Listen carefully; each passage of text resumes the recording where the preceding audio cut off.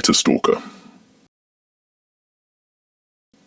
The Meta offices in London were always busy, even on quiet days. The building stood near King's Cross, a tall glass structure filled with rows of desks, meeting rooms, and open workspaces where hundreds of employees spent their days working on the platforms used by billions of people around the world. Joe Fletcher had worked there for nearly 3 years.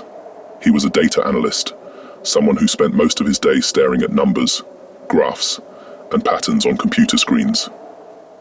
His job was to examine user behavior across Facebook, spotting unusual trends, identifying harmful activity, and reporting anything that might threaten the safety of users.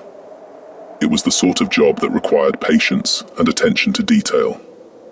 Joe was good at both. He wasn't particularly outgoing, and he didn't have many friends in the office, but he was known as someone reliable and quiet.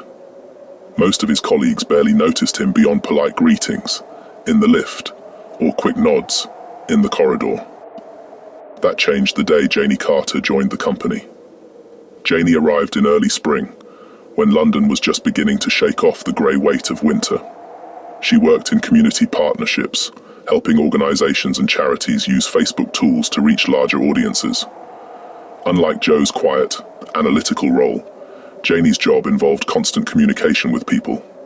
She had an easy smile and a confident way of speaking that made people feel comfortable around her.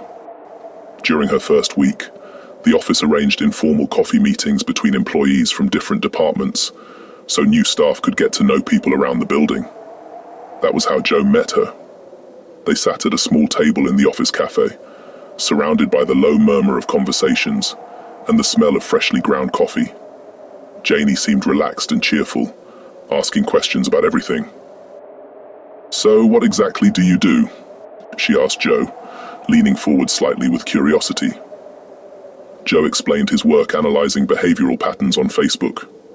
He described how the company monitored activity to detect harassment, scams, and coordinated abuse. "It's mostly about spotting patterns," he said. "People think the internet is chaotic, but behavior repeats itself more than you'd expect." Janie laughed softly. "That sounds fascinating, but also a bit creepy." Joe smiled awkwardly. "Maybe a little."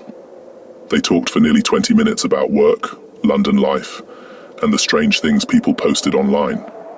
Janie told him she had moved down from Manchester a few years earlier and loved the energy of the city. Before leaving, she said, "It was nice meeting you, Joe." He nodded, slightly surprised at how easily the conversation had flowed. For Janie, it was just a friendly introduction with a colleague. For Joe, it lingered in his mind long after the conversation ended. Over the following weeks, he noticed her more often around the office. She seemed to know everyone. People stopped to talk to her in the corridors, and she often sat with different groups at lunch. Her laughter carried across the cafe when she met friends for coffee breaks. Joe began timing his own coffee breaks around the times he thought she might be there. One afternoon, he walked into the cafe and saw her sitting alone at a table, looking at her phone while waiting for her drink. She looked up and smiled when she saw him. "Joe, right?" she said. He nodded. "Want to join me?" she asked. He sat down across from her. The conversation started easily enough. They talked about work again, and Janie mentioned she had been busy planning an outreach event for local youth organizations. Joe listened carefully, asking questions when he could. At one point, the conversation drifted toward personal life. Janie casually mentioned she had recently moved flats. "New place in Camden," she said, still unpacking boxes. Joe nodded. "Did you move with someone?" he asked. She shook her head. "No, just me. I split up with my boyfriend a couple of months ago." Joe tilted his head slightly. "What happened?" Janie shrugged. "Nothing dramatic," she said. "We just realized we wanted different things. He moved out, took the car, and that was that." "What kind of car?" Joe asked. She looked slightly amused by the question. "Just a black Audi, nothing special." She took a sip of her coffee and added, "He still parks near the flat sometimes when he's visiting friends nearby. It's a bit awkward running into him. Joe nodded slowly, as if he were simply listening. They spoke for another 15 minutes before Janie checked her watch. "I'd better get back," she said. "Deadlines." Joe watched her walk out of the cafe. Something about that conversation stayed with him. Later that evening, long after most employees had gone home, Joe was still sitting at his desk, staring at his computer screen. But he wasn't looking at data anymore. He was looking at Janie's Facebook profile. Her posts were mostly ordinary things. Photos with friends, pictures from weekends around London, updates about the community work she loved doing. One photo showed her standing beside a tall man with dark hair. The caption read, "Last summer road trip." Joe zoomed in on the image. The man stood beside a black Audi parked near a coastal road.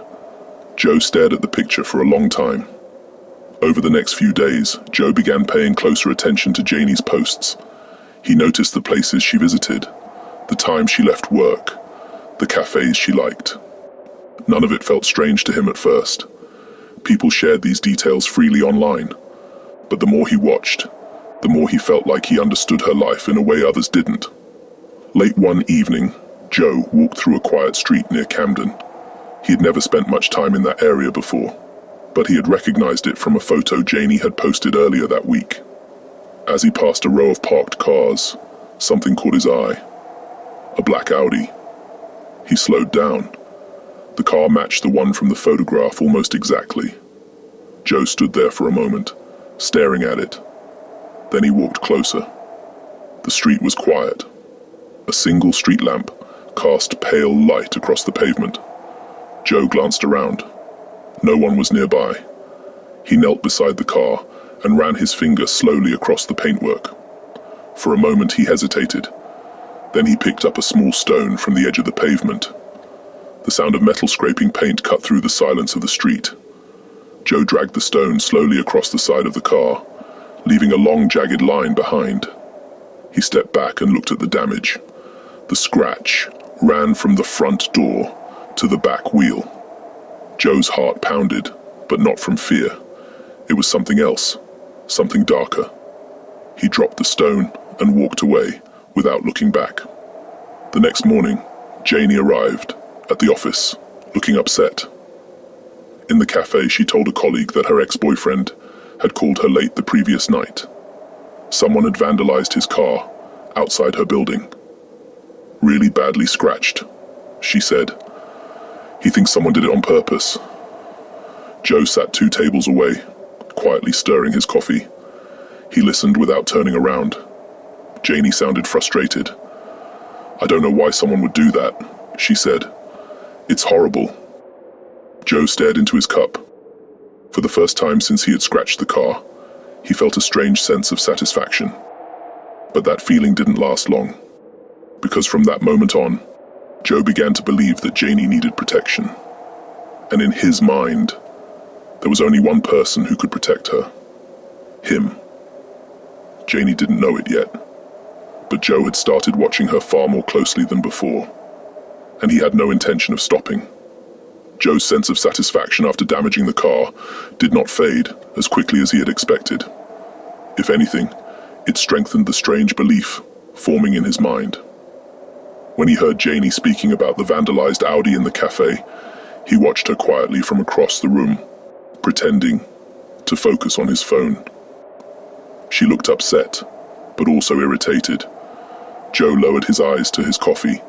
He told himself it had been necessary. The man had hurt her. He had left her. Joe convinced himself that someone like that didn't deserve to come back around her life, parking outside her building like nothing had happened. In Joe's mind, he hadn't done something wrong. He had simply sent a message. Over the next few weeks, Joe's attention toward Janie only increased. He began watching her more closely at work. He noticed when she arrived each morning and when she left in the evening. If she went to the cafe, he often followed a few minutes later. If she worked late, he stayed late, too. At first, Janie tried to ignore it, but slowly she began noticing the pattern. Joe seemed to appear everywhere. The lift, the cafe, the corridor outside her department. Once she even saw him standing near the reception area, just as she was leaving the building. He quickly looked away when their eyes met. The online messages returned as well. At first, they were casual. "Hi, Janie. How's your week going?" She didn't respond. Then another arrived 2 days later. "I feel like we haven't talked in ages." Still, she said nothing. After that, the messages became more frequent. "Did I do something wrong? I thought we were friends. Why won't you reply?" Janie began to feel uneasy every time her phone buzzed. She stopped posting as much on Facebook and tightened her privacy settings, hoping that would discourage him. It didn't. One evening as she was leaving the office, Joe appeared beside her near the lifts. "Hey, Janie," he said quickly. She forced a polite smile. "Hi, Joe. I've been meaning to ask," he continued, walking alongside her, "why you haven't replied to my messages." Janie felt a tight knot form in her stomach. "I've just been busy," she said. "Work's been hectic." Joe frowned slightly. "But you've been online." The comment made her stop walking. "How would you know that?" she asked. Joe hesitated. "I just noticed," he said quietly. The lift doors opened and Janie stepped inside quickly. "Good night, Joe," she said, pressing the button for the ground floor. The doors closed before he could respond. That night she sat in her flat feeling deeply unsettled. Something about the conversation had crossed a line. She began remembering other moments too. How often he appeared around the office. How he had known she was online. How many messages he had sent. The next morning, she decided she couldn't ignore it anymore. Janie arranged a meeting with the company's HR department. Inside a quiet meeting room, she explained everything. The repeated messages, the uncomfortable encounters in the office, and the way Joe seemed to know details about her activity online. She also mentioned the strange coincidence of him appearing near her flat not long before her ex-boyfriend's car had been vandalized. The HR representative listened carefully and took notes. "Thank you for telling us," she said calmly. "We take situations like this very seriously." Over the next few days, the company began reviewing Joe's behavior. They looked at internal communications and security footage inside the building. The pattern of messages and encounters raised concerns quickly. Joe was called into a meeting with HR. At first, he insisted he had done nothing wrong. "I was just being friendly," he said. "We had coffee together. I thought we got along." The HR manager remained calm. "Joe, the issue isn't simply speaking to a colleague," she explained. "It's the repeated contact after she stopped responding." Joe tried to defend himself, but the evidence was difficult to ignore. The message thread showed dozens of attempts to contact Janie without reply. As the conversation continued, the situation grew more serious. Janie had also reported the vandalized car incident to the police after her ex-boyfriend filed a complaint. When the investigation began looking at people connected to the area, Joe's presence near her building raised suspicions. A week later, the police arrived at Joe's flat early in the morning. Neighbors watched through their windows as officers knocked on the door. Joe opened it, looking confused and half awake. "Joseph Fletcher?" one officer asked. "Yes. We need to ask you some questions regarding a vandalism investigation." Joe's face turned pale as they explained the situation. Later that day, he was taken to a police station for questioning. Investigators asked about his connection to Janie and about the night the car had been scratched. Joe denied everything. There was no camera footage placing him directly at the car, and no witnesses had seen the act happen. Despite their suspicions, the police had little physical evidence linking him to the vandalism.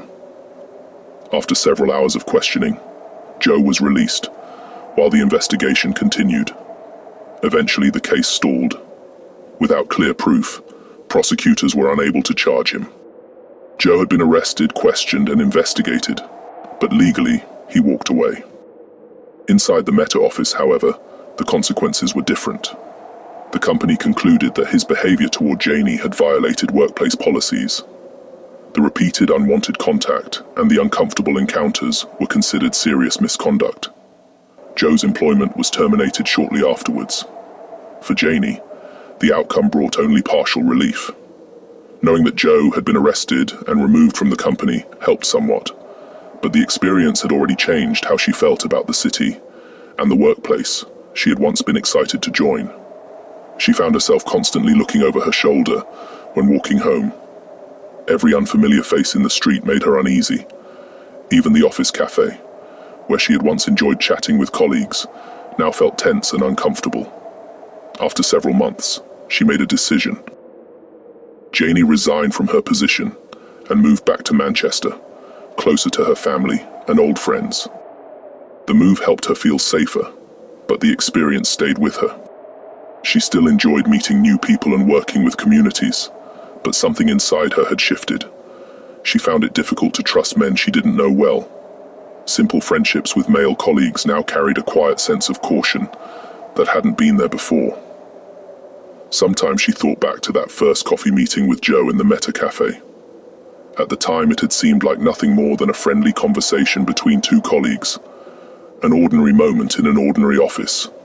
She never could have imagined how much trouble that small moment would eventually bring into her life. And even years later, whenever a stranger tried to start a friendly conversation over coffee, a small voice in the back of her mind reminded her to be careful. It is just better to say no. The end.